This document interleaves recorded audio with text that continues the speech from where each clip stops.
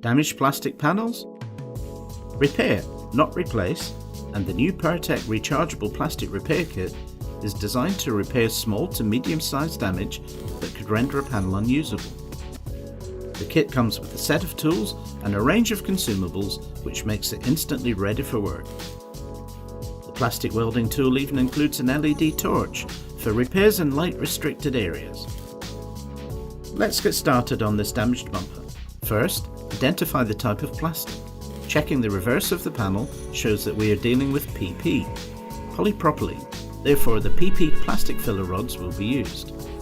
Now remove the paint and key up the plastic, followed by V'ing out the crack to take the plastic filler.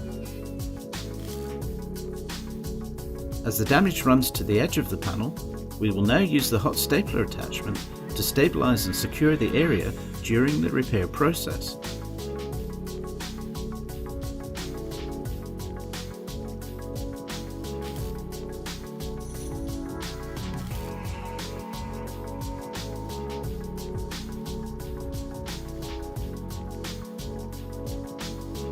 For this repair, we will use the welding tip that's fitted with the filler rod feeding tube.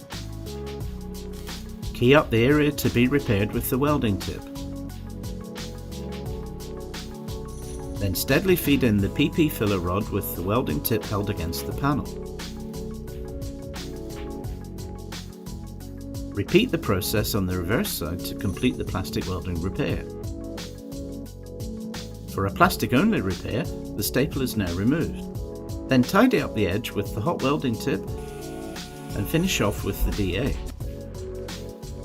And as you can see, this plastic only repair is very strong but remains flexible.